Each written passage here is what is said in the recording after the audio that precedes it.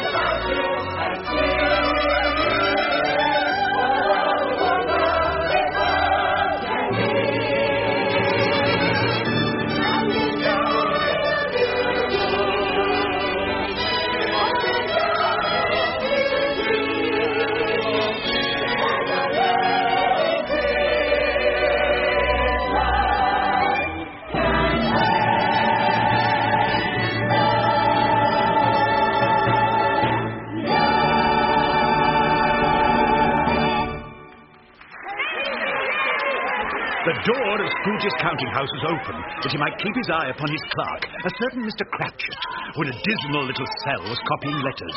Scrooge had a very small fire, but the clerk's fire was so very much smaller that it looked like one coal. Scrooge cocks an ear to the mutilated carol singing outside, gets up from his desk and stomps towards the door. Infernal caterwauling! Don't they know I'm trying to run a business here? Get on with your work, Cratchit! Insolent young ruffians coming round here with their Christmas nonsense. Oh, fire and damnation. Why can't they leave a man in peace? I'll give him half the herald angels. Get out, you little... Oh, it's you. Uncle Ebenezer, I cannot tell you what a joy it is to see your happy, smiling face. Yeah. How are you, Bob? Very well, thank you, sir. Good. A Merry Christmas, Uncle. God save you. God save me from Christmas. It's a lot of humbug. Christmas a humbug? Come now, I'm sure you don't mean that. I'm sure I do mean it. Merry Christmas indeed. What reason have you to be merry? You're poor enough. And what reason have you to be miserable? You're rich enough.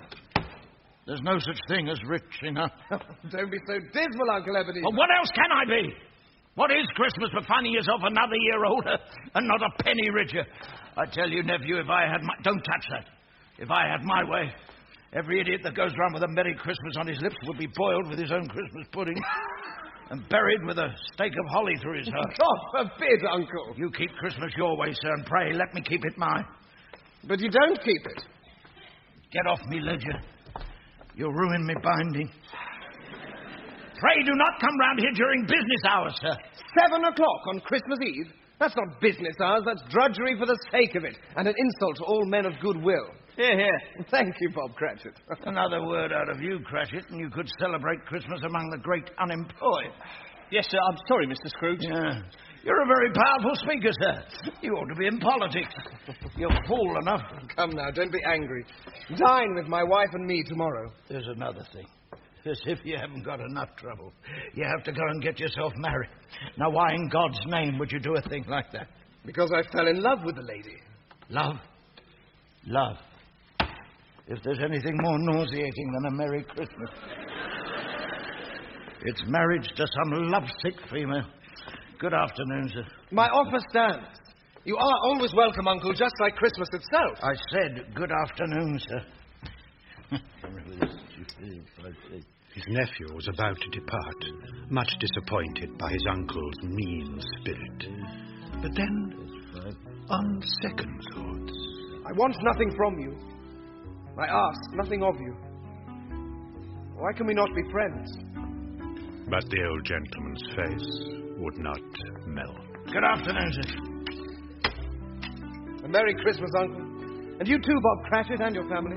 Thank you, sir. And your good lady. Thank you. Oh, and Uncle. Yeah?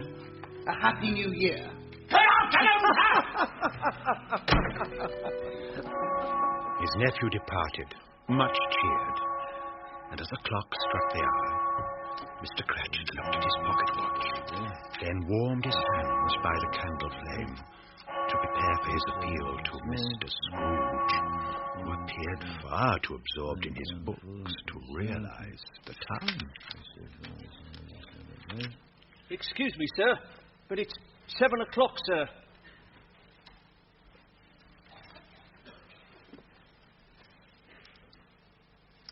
Correct, Cratchit. Correct. I don't wish to be impertinent, Mr. Scrooge, but would it be too much trouble if I had my wages, sir? You know, the trouble with you, Cratchit, is that all you can think about is money. I suppose you'll want the whole of Christmas Day off tomorrow. If it's convenient, sir. Well, it is not convenient, sir, and it's not fair. If I was to stop you a day's wages for it, you no doubt consider yourself ill-used. But aren't I ill-used for paying you a day's wages for no work? Well, it is Christmas Day, Mr. Scrooge, and it is only once a year, sir. A poor excuse for picking a man's pocket every 25th of December. I do not pay you good money to be forever on holiday. I appreciate your kindness, sir. Yes, well, that's my weakness. I'm a martyr to my own generosity. I give you one Christmas day off and you expect them all. All right, take the day off. But be here all the earlier the next morning. I will, sir. Yes, sir. Thank you, sir. Yeah. And a Merry Christmas, Mr. Merry Scrooge. what? I beg your pardon, sir. No offence, sir. There's another one. 15 shillings a week, a wife and 5 children, and all he can talk about is a Merry Christmas. Oh, God, look at them. Let me see. They belong in a lunatic asylum, the lot of them. Huh? Everywhere you look, everywhere you turn, someone's after every single penny that you earn. Everyone's a thief. That is my belief. Anyone who says they're not will surely come to grief. I seek, but I will never find a deeper peace of mind, for I'm convinced that everyone is out to rob me blind.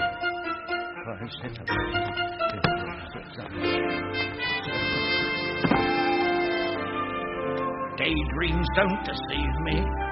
Reason doesn't lie. I am living here and now, not in some life gone by. I have no illusions. I see what I see. Others live up in the clouds, but that's no place for me. Some men live on credit. Others live on hope. I survive on common sense, the only way for honest men to go. I've no time for daydreams. Daydreams I decline. And when I talk of common sense, I mean strictly pounds and pence. I don't want a debtor's life, and I don't need to get a wife, for I know there's no better life than mine. If there was, fate would send a sign. I know there's no better life. No, this life suits me.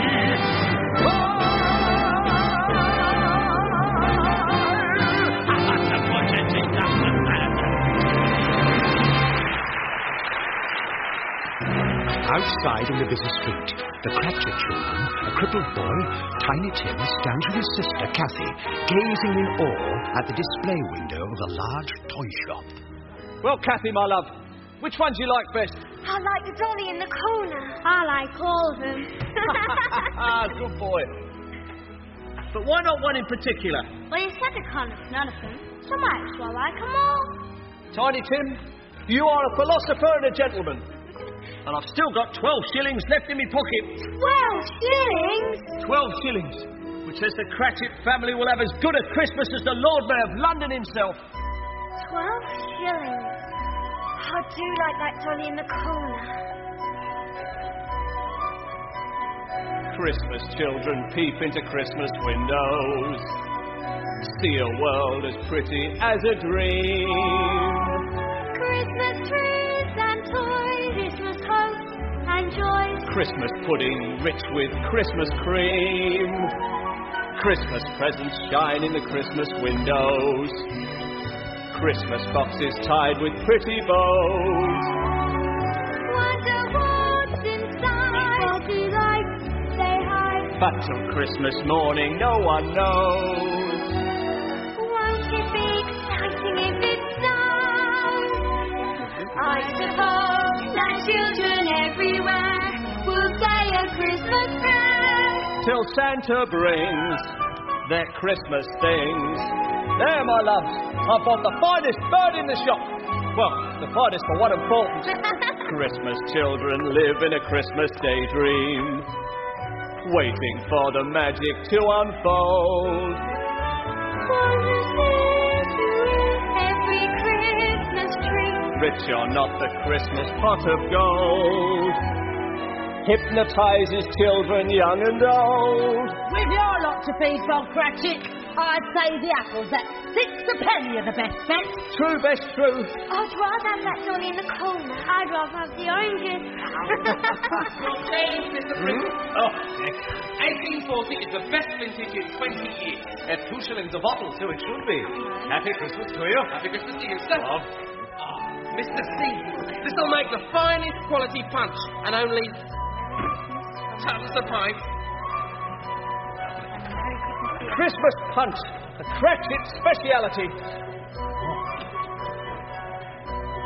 Thornton's for Christmas pudding? It's scandalous.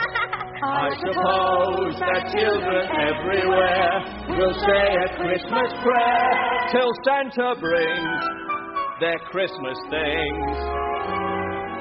Christmas children hunger for Christmas morning.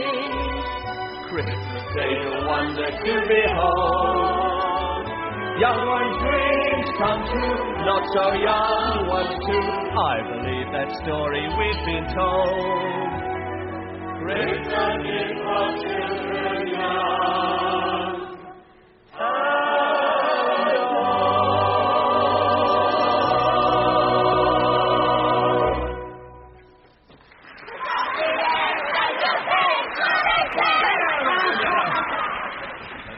Merry Christmas to you, sir. A penny for the little one, sir.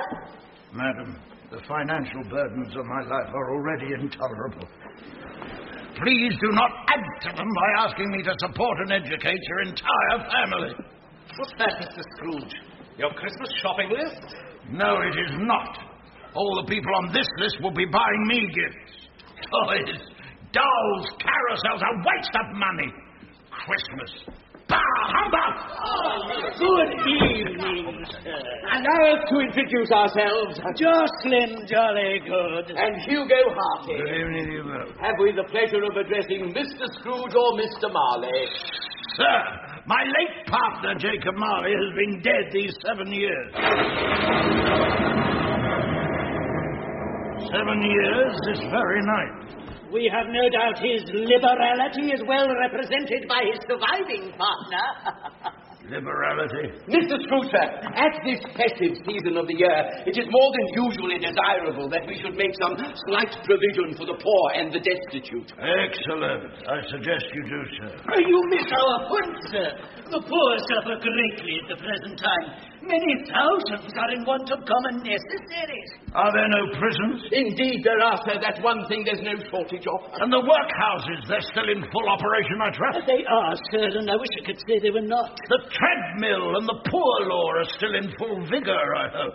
Both very busy, sir. I'm glad to hear it. For a minute I thought you were going to tell me they'd closed. A few of us are endeavouring to raise a fund to buy the poor some meat and drink and means of warmth. We choose this time because it is a time when want is keenly felt and abundance rejoices. What may we put you down for, sir? Nothing, sir. You wish to be anonymous. I wish to be left alone, sir. That's what I wish. I do not make myself merry at Christmas, and I cannot afford to make idle people merry. I'm forced to support the prisons and the workhouses through taxation. Those who are badly off must go there. Many would rather die than go there, sir. If they would rather die, I suggest they do so, and decrease the surplus population. Yes, gentlemen, decrease the surplus population. Good night to you both. Scavengers and sycophants, flatterers and fools, Pharisees and parasites, hypocrites and fools, calculating swindlers, prevaricating frauds, perpetrating goodness as they roam the earth in hordes, feeding on their fellow men, reaping rich rewards, contaminating everything they see, corrupting honest men. Like me. I hate Christmas. I hate people. I hate seeing paupers and peasants squandering hard-earned money on presents. Poor men proudly purchasing pheasants. Can't abide it. Woe betide. People are despicable creatures, loathsome, inexplicable creatures, good-for-nothing, kickable creatures. I hate people. I abhor them. I deplore them. Stupid people singing carols, praising God while opening barrels. That's no way to treat the almighty, guzzling brown ale in your nightie.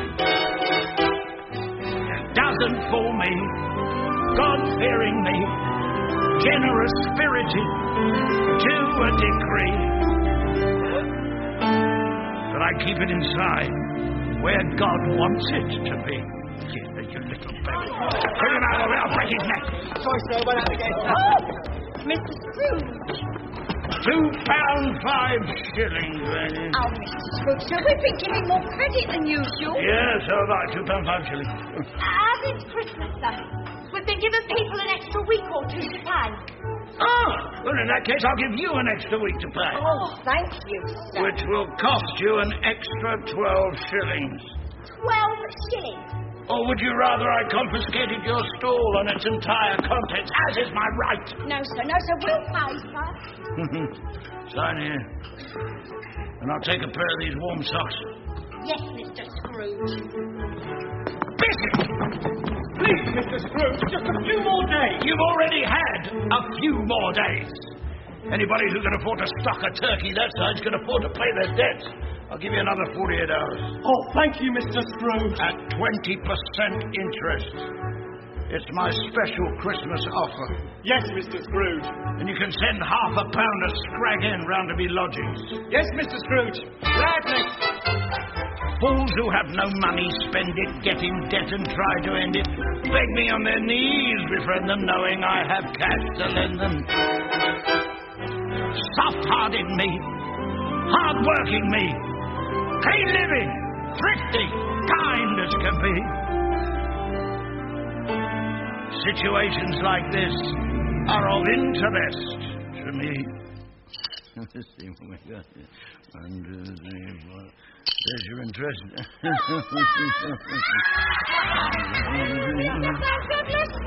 Baby, where's it gone? He's here, Miller, and you owe him £2.07 and 6. Oh, please, not now, Mr. Scrooge. I'm performing. Pity it doesn't pay you better. Where's my money? Tomorrow for sure, Mr. Scrooge. It's the best day of the year. Tomorrow it'll be £2.10. Oh, your puppets belong to me. All right, Mr. Scrooge, £2.10. That's the way to do it, eh, boys and girls? There we are, sir. Thank you very much. Merry Christmas, Tom. Merry Christmas to you too, sir. Ease up and Ebenezer. Hot broth, Mr. Scrooge.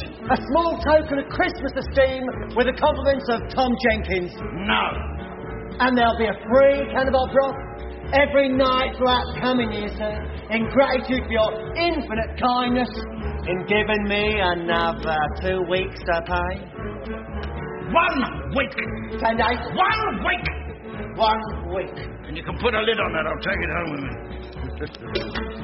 Merry Christmas, sir. I hate Christmas. I hate people. Yuletide-loving, second-rate people. Nasty little cretinous wretches, earning what they're sweating as fetches, empty minds and pettiness stretches further than you can see. What's the reason? I hate Christmas. I hate people, women, children, especially nasty little children. What's the reason? Well, I'll tell you. It's because they all hate me. Humbug.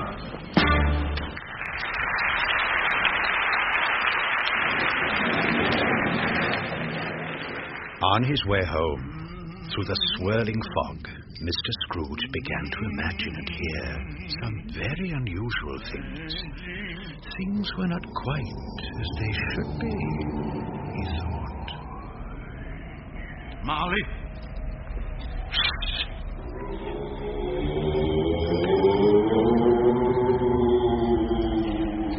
Let it also be borne in mind that Scrooge had not bestowed one thought on Marley since that afternoon. But it happened that Scrooge, having his key in the lock of the door, saw in the knocker, without its undergoing any immediate process of change, not a knocker, but Marley's face. Humbug!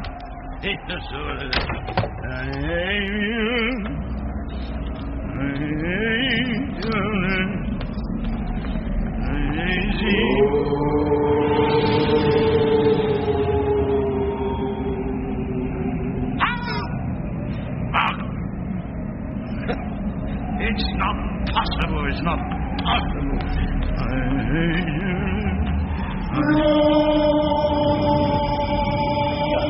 Scrooge stood transfixed with terror as the frightful sound accumulated.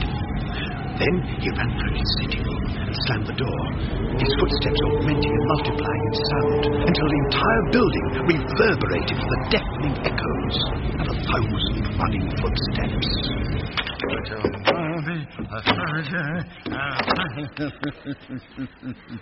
I'm getting too old. He removed his thick overcoat and with his tall hat placed them in the cupboard. Next he tended the gruel on the hob for his supper, a small basin and spoon. He drew his old winged-back chair close to the hearth to capture the scant heat from the miserable fire.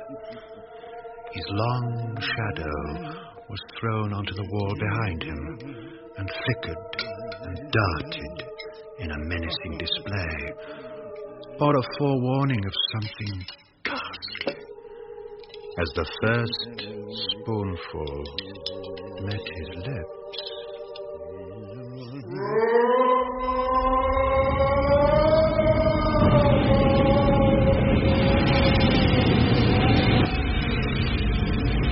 Suddenly, as if a cannon had roared, a cloud of smoke belched from the grate.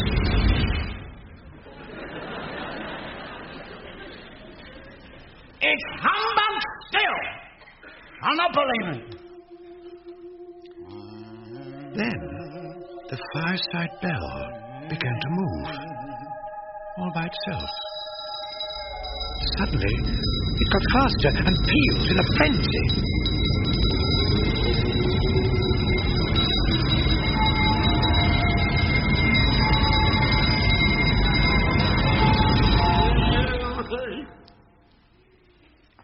Then he heard a hollow clanking of chains which ran throughout the house, followed by heavy, deliberate, funereal steps.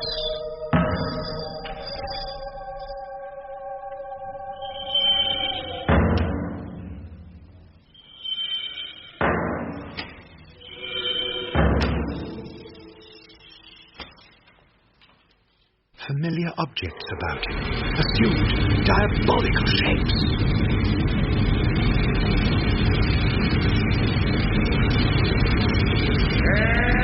Ebenezer Scrooge! Sound of fury and morbid cries, as they might have erupted from open graves. Scrooge then, in manic terror, rushed to the door and flung it open. Hello? But finds nothing.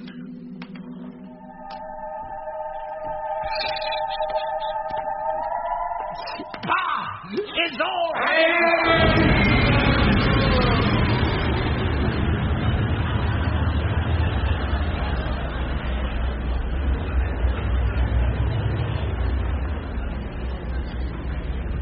How now? What do you want with me? Much Who are you? better to ask me who I was.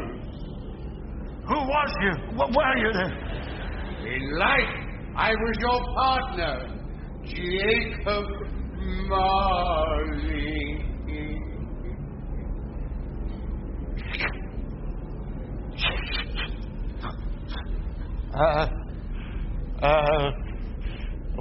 Will you sit? For the first time, Scrooge was able to see the fearful apparition. Marley was swathed in a great chain, made up of cash boxes, ledgers, keys, padlocks, deeds, and heavy purses. You don't believe in me, do you? No, I don't. Why do you doubt what you see? Because I've got a slight stomach disorder, which has no doubt affected my vision. Your hallucination, probably brought on by a bit of undigested meat or a blob of mustard. Yes, that's it. You, sir, are a blob of mustard. I tell you, Scrooge, there is much more of the grave than a gravy about me. You do not exist, Jacob Marley. Humbug, I tell you, humbug. Humbug, eh?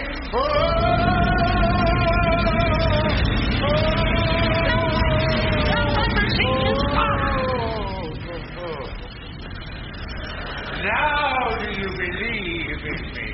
Yes, absolutely. Thank you, and good night. Why do you walk the earth? Why do you come to me? I am doomed to wander through the world and witness what I cannot share, but might have shared on earth and turned to happiness. Why are you fettered with that great chain? I wear the chain that I forged during my life on earth. I made it link by link and yard by yard, and now I could never be rid of it. Any more than you will ever be rid of yours.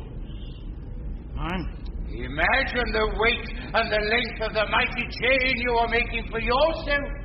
It was as long and as heavy as this 7 Christmases ago, and you have laboured at it ever since. It is a terrible, ponderous chain you are making, Scrooge. When I lived, my spirit, like yours, never walked beyond the narrow limits of our counting house. You were always such a good man of business, Jacob. Business? Mankind is our business, Ebenezer, but how seldom do we attend to it. I know this, but I have sat invisible at your elbow many and many a day in your office. In my office? You have sat in my office? Hear me? My time is almost gone. I am here tonight to warn you. It is your only hope. No, Jacob, no! Feel the phantoms chilling the air around you. They astound you, I can tell, these inhabitants of hell. Poor wretches whom the hand of heaven ignores. Beware, beware, beware, lest their dreadful fate be yours. Make the most of this world. The next world is worse. If you think life is miserable now, but the life to come is better somehow, you had better put all your thinking in reverse and make the most of this world, and the next world is far, far worse. Make the most of this life, the next life a curse for the man who kicks the present aside in a quest for things life doesn't provide. Had better know now his theory is perverse, and make the most of this life, for the next life is far, far worse. Let's talk about heaven a minute. Men dream of it from birth. Heaven, you idiot, you're in it on earth.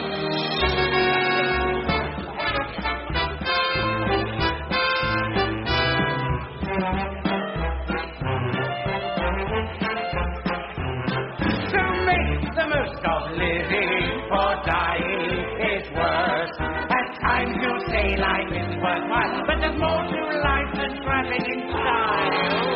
It's better to walk and ride inside a hearse. So make the most of this world, embrace the universe, but I guarantee the next world is far, far, far, far worse.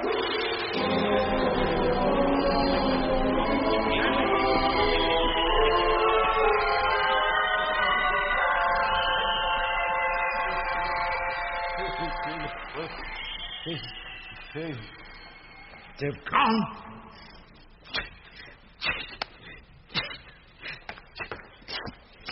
It was all a dream. It was not a dream, Scrooge. For pity's sake, Marley, leave me in peace. It was for pity's sake that I came here.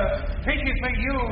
I leave now with the tiniest chance of you escaping my fate. You were always such a good friend to me, Jacob. Thank you. You will be visited by 3 spirits. I'd rather not. Thank you so much. The first will appear tonight when the bell tolls 1. The first? Couldn't they all come at the same time so we can get it over with? The second at 2 o'clock.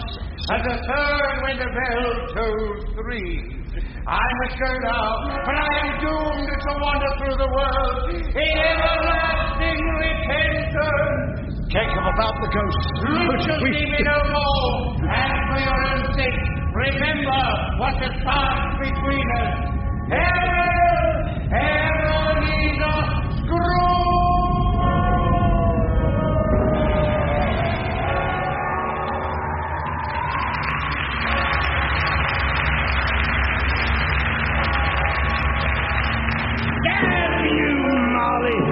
This is hardly how you treat a trusted friend. Curse you, Jacob! Can't you make a better dream and change the end? I suppose this gives you joy. You no doubt think it's funny, eh? Knowing you, it's all a ploy for you to steal my money, eh? Well, you shan't have it! You shan't have it! You can't just come back from the dead and dump your guilt on me. Begone, you and your phantoms, and leave the living be. Especially me. Especially me. It's not my fault. If you're dead and I'm alive, it's not my fault. You succumbed and I survived. Is it my fault that fate fashioned things this way? Is it my fault that tomorrow's Christmas Day can happen anyway? You can't blame me if the sun decides to shine, so don't blame me if the life I lead is mine. A life of quiet sobriety, of which I'm justly proud. A credit to society, who shuns the vulgar crowd, who uses wisely all the gifts with which I've been endowed.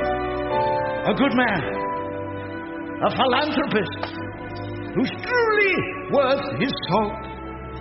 No, it's not my fault. 3 ghosts. Wow. 3 humbugs. It's you who left our counting house to find a bigger vault. He found a bigger vault. No, it's not my fault.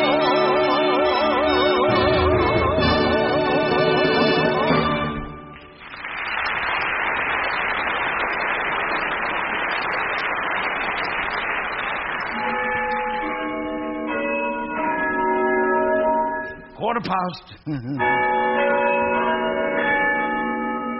Half past.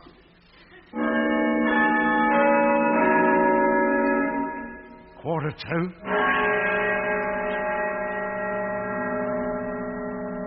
1 o'clock. And nothing more.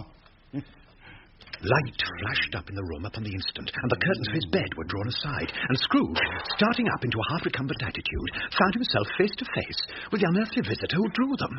It was a strange figure, like a child, yet not so like a child as like an old man, viewed through some supernatural medium, which gave him the appearance of having receded from the view and being diminished to a child's proportions. Its hair, which hung about its neck and down its back, was white as if with age, and yet the face had not a wrinkle in it, and the tenderest bloom was on the skin.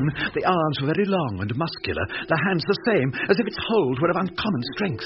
Its legs and feet, most delicately formed, were, like those upper members, bare. It wore a tunic of the purest white, and round its waist was bound a lustrous belt, the sheen of which was beautiful. Oh, yeah. I am the spirit whose coming was foretold to you. You don't look like a ghost. Thank you. May I inquire more precisely what or who you are?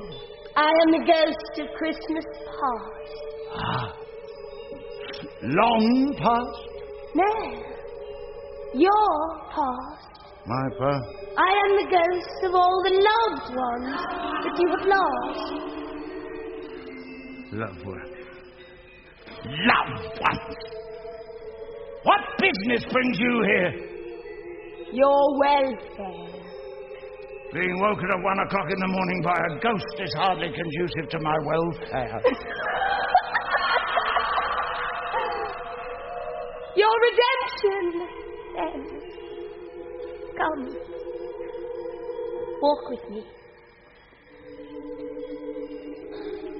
Where are we going? We're going to look at your childhood. As the words were spoken, they passed through the hall and stood upon an open country road with fields on either hand, and soon approached a mansion of dull red brick with a little weathercock-surmounted cupola on the roof and a bell hanging on it. This they entered, to find a long, bare, melancholy room made barer still by lines of plain deal forms and desks. At one of these, a lonely boy was reading near a feeble fire, and Scrooge sat down upon a form and wept to see his poor forgotten self as it used to be.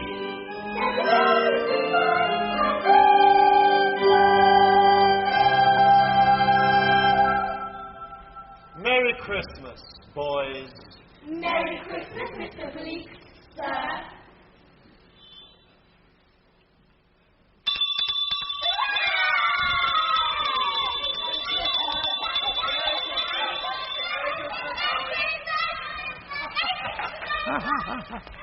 The school is not quite empty, is it? Look. A solitary boy neglected by his father is left there still. Poor little fella.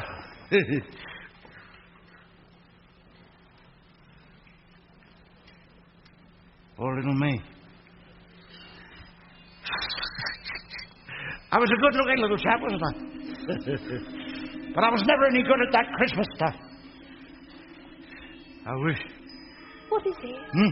No, nothing. What do you wish?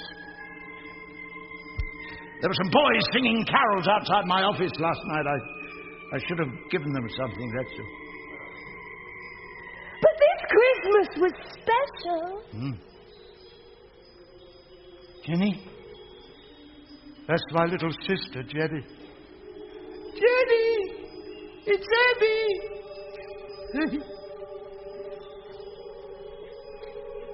Why does she ignore me? Well, she cannot see or hear you. These are but the shadows of the things that have been. Abby, dear brother, I've come to bring you home. Home to Father? No. Father's much kinder than he used to be. He sent me in a coach to bring you home, Abby. We'll be together all Christmas long. Now, collect your things. Always a delicate creature whom a breath might have withered. But she had a large heart. That she did. I must confess it. She died a young woman and had, I believe, children. One child. Oh, yes. One child, it's 50. Your nephew, Harry. My nephew, Harry. Now, here's a Christmas you really enjoyed. That's old Fezziwig. I was his apprentice. Yes, Ebenezer Dick! Yo-ho, Ebenezer! Yo-ho, Dick! No more work today, me boys! Hilly-ho and chirrup! It's Christmas Eve, Dick! Christmas, young Scrooge! Now, come along, clear everything away before a man can say Jack Robinson, and make some room here before Mrs. Fezziwig and me daughters arrive with a punch bowl! My word, I was a good-looking young man. And there's Dick Wilkins, the best friend I ever had. The dashing figure of Master Scrooge was much admired by Mr. Fezziwig's pretty daughter Isabel, but the centrepiece of this jolly assembly was a multi-tiered cake, teetering alarmingly under the weight of icing decorations. But the gallant Ebenezer rushed forward to retrieve it from collapsing. Oh, quite the hero of the hour. Mrs. Fezziwig, my darling Isabel, my dear friends, thanks to our heroic Ebenezer, there will now be happiness and contentment in this room, the like of which none of us has ever seen before. Consumption of fewer than 6 cakes and 3 bakers of punch per person will be penalised by instant dismissal. From the party!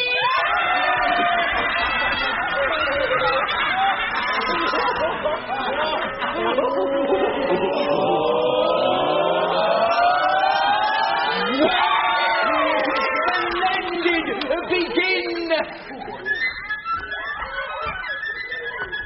Of all the days in all the year that I'm familiar with, there's only one that's really fun. Correct. How's anyone called Robinson or Brown or Jones or Smith? Their favourite day and they will say.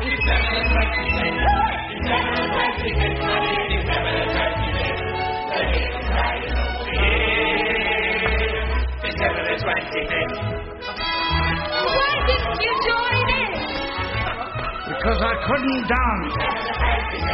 At times we're glad to see the back of all our kin and kin. But there's a date we celebrate, December the 25th. Correct. At times our friends may seem to be devoid of wit or pip. But all of us are humorous.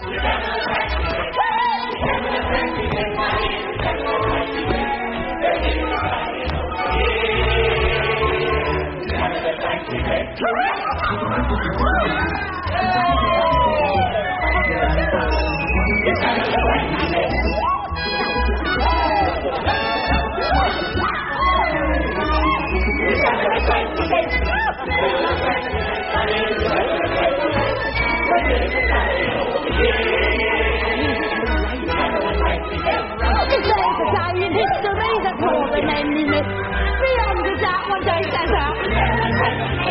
I don't hear any arguments, so may I take forthwith. I wish that every day to be December the 25th.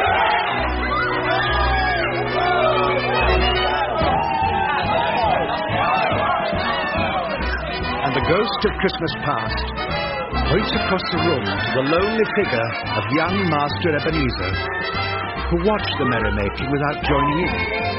He saw old gentlemen trip lightly through the Sir Roger de Coverley as the ladies swished their flowered petticoats. He saw a blaze of coloured ribbons, and Isabel tossing her flaxen curls, for she was the most wondrous young girl he'd ever seen. And he fancied maybe Miss Isabel had once or twice caught his eye.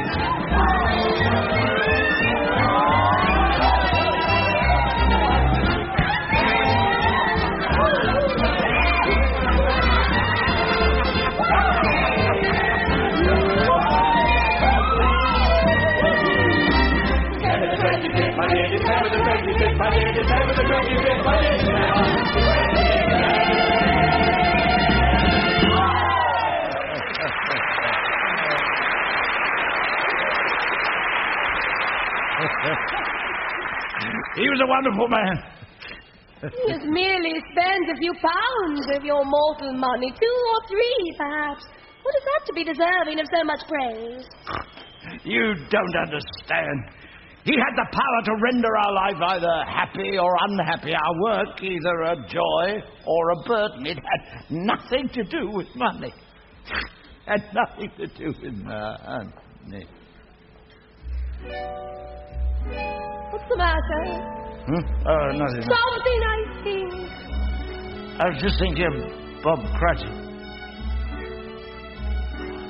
Who's Bob Cratchit? It's 7 o'clock. Could I have my wages, please, sir? No.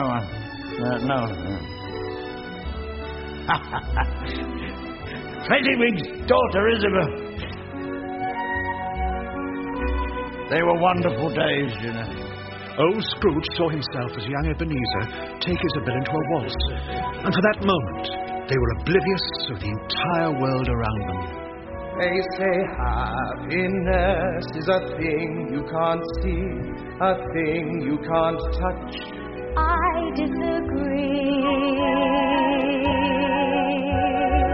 Happiness is standing beside me. I can see him, he can see me.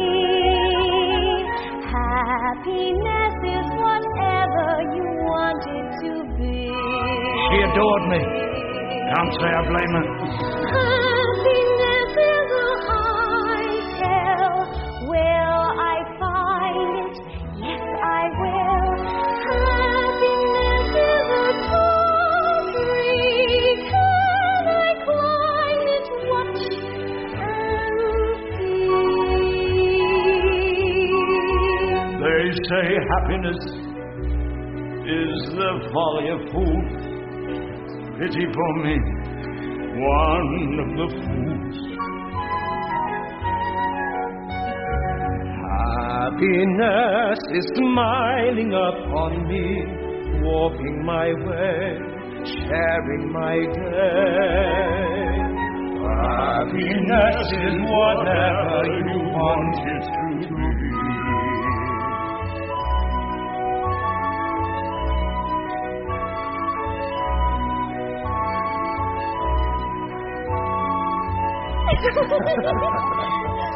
She was so sweet and kind. Yes, she was. She still is. Adored by her family, her children, her grandchildren. And you missed it all, Scrooge. Why? Happiness is a bright star. Are we happy? yes we are. Happiness is a clear sky. Give me wings and let me fly. Let me fly. For happiness is whatever you want it to be. At that moment, the young Ebenezer slipped a gold ring on her slender finger. Yes, happiness is whatever you want it to be.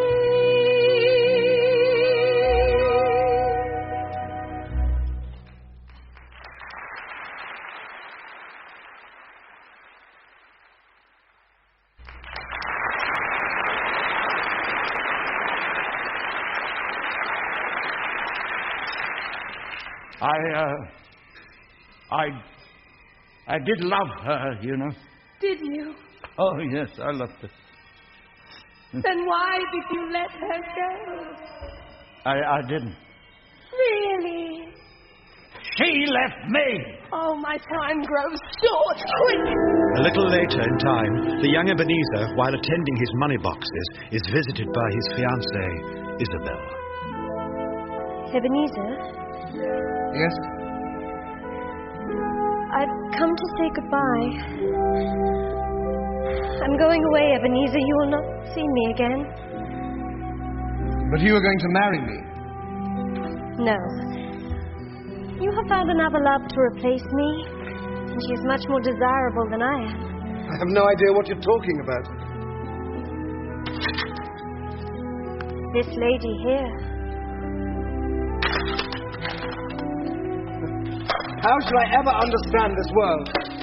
There is nothing on which it is so hard as poverty. And there's nothing it condemns with such severity as the pursuit of wealth. You hear that? It was true then and it's true now. All your noble dreams that I've loved, I've seen die off one by one, until only the desire for gain is left. I'm not changed towards you. Am I? Yes, Ebenezer, you are. Your promise was made to me when you were poor, and content to be so. You were someone else then, and I see that only too clearly. And so I can release you. Have I ever asked to be released? In words, no, but in a changed nature, yes. In everything that made my love of value to you, yes. If you met me today, you would not love me. I would. I do. I still do. Isabella, I find it impossible to discuss personal affairs during business hours. Now, please. You see, if you weigh me by gain, I weigh very little. And so I'm not enough for you, and I can release you with a full heart for the love of him you once were.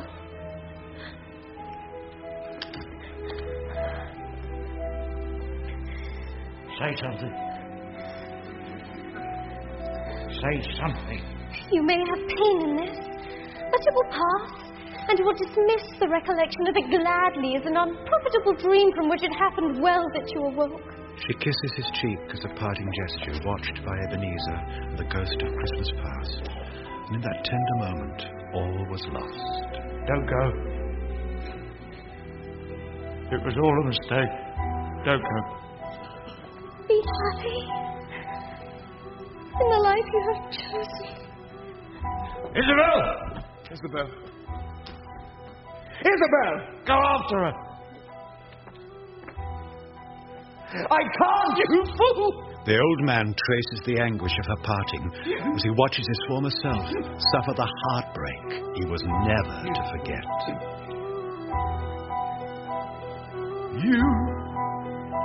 You were new to me. You were spring. You were true to me. You were everything. You were good for me. You were my day. Did all you could for me. I let you go away. And now I can see. Now you're a dream gone by. Oh, how could there be such a fool as I,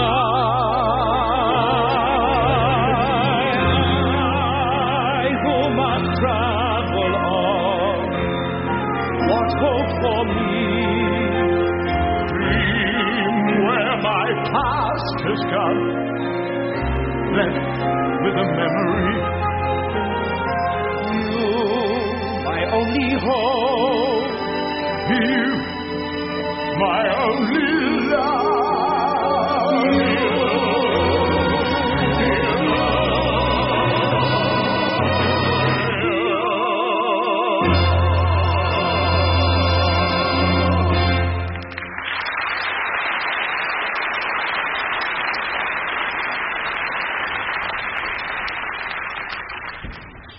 Spirit, remove me from this place. I can bear it no more. I have brought you home.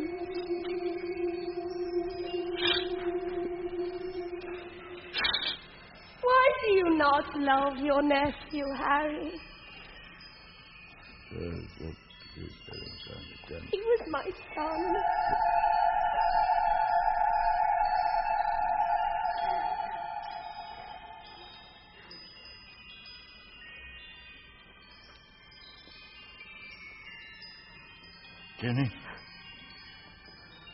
Jennie, it's you? Oh, I must leave you now, Eddie. My dear, dear brother. Don't leave me again, Jen. I have so much to tell you. Please come back. Oh, Eddie, there is no coming back. Which is why you must never hide your love from those you cherish. You must tell them while you have them what they mean to you, how precious they are. Eddie, love is life's greatest gift. And once the ones you love are gone, it is too late. Jen.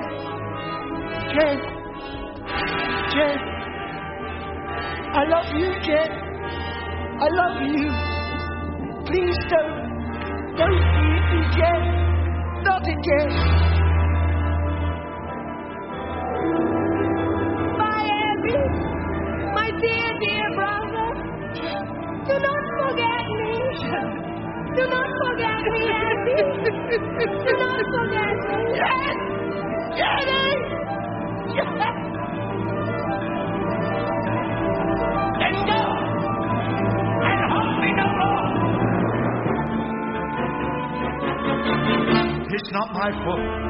If I choose to live alone, is it my fault? If I'm happier on my own, is it my fault?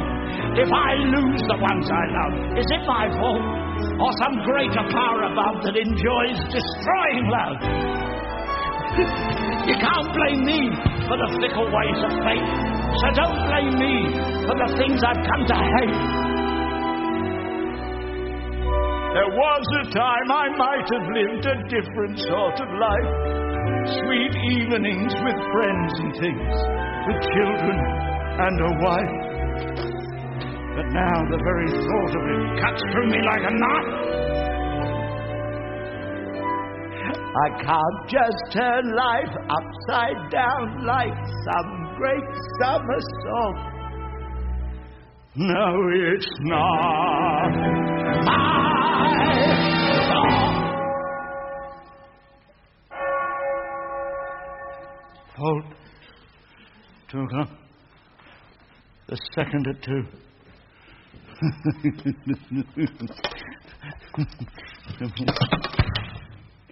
second at 10. Let me see. I'm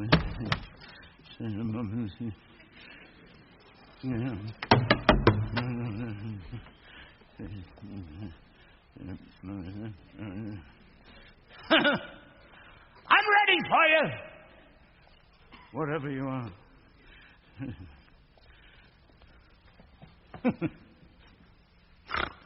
There's nothing to be afraid of. Ebenezer Scrooge! Come, Scrooge, I'm waiting for you. Is that you again? Jacob Marley? My old friend? No, it is not.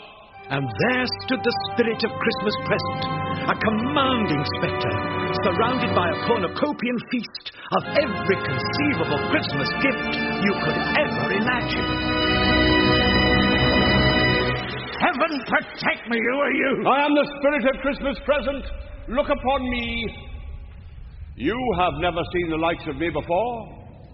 No, sir, never. But how many of my brothers have you rejected during your miserable little life? Your brothers, sir? I don't know your brothers. You have never looked for them. How many do you have, sir? What year is this? 1843.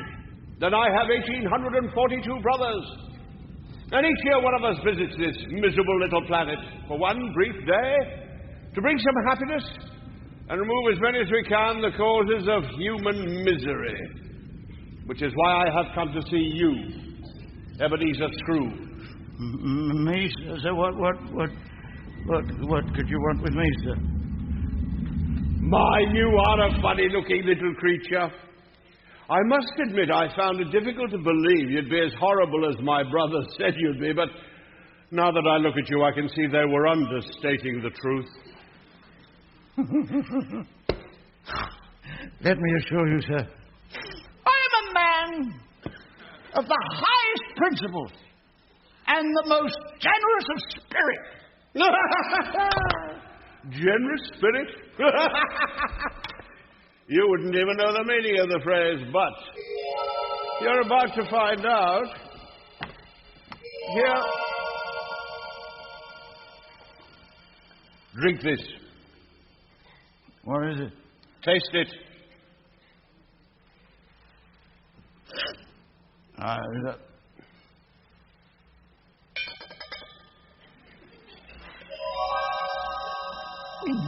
Do you like it?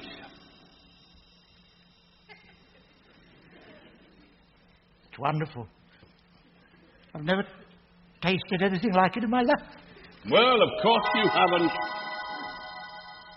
What is it? The milk of human kindness. There are more good things in life, Scrooge, than you could ever imagine. Oh, I'm sure there are, sir. Can I have some more? Ebenezer Scrooge, the sins of man are huge. A never-ending symphony of villainy and infamy, duplicity, deceit, and subterfuge. And no one's worse than Ebenezer Scrooge, though man's a handy candidate for hell. I must admit, life sometimes has its brighter side as well. Ha ha ha! I like life, life likes me, life and I fairly fully agree. Life is fine, life is good, especially mine, which is just as it should be. I like pouring the wine and winers.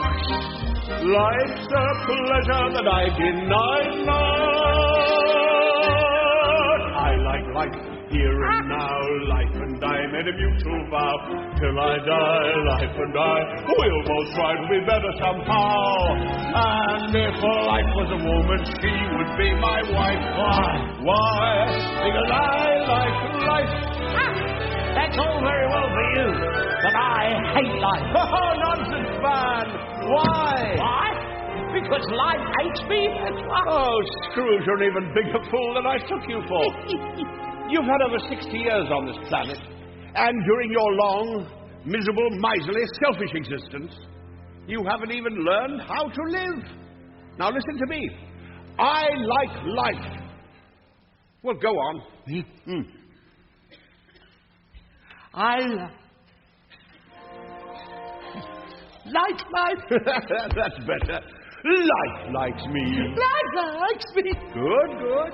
I make life a perpetual spree. A perpetual spree. Eating food. Drinking wine. Thinking food like a privilege to dine me. I like drinking the drink I'm drinking. Oh, that's better, Scrooge. And I like thinking the thoughts I'm thinking.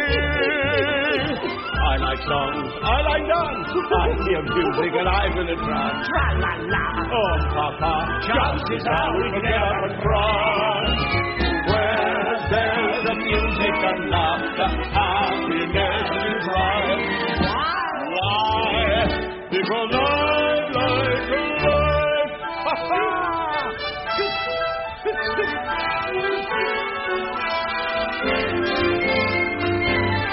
It's the toy shop.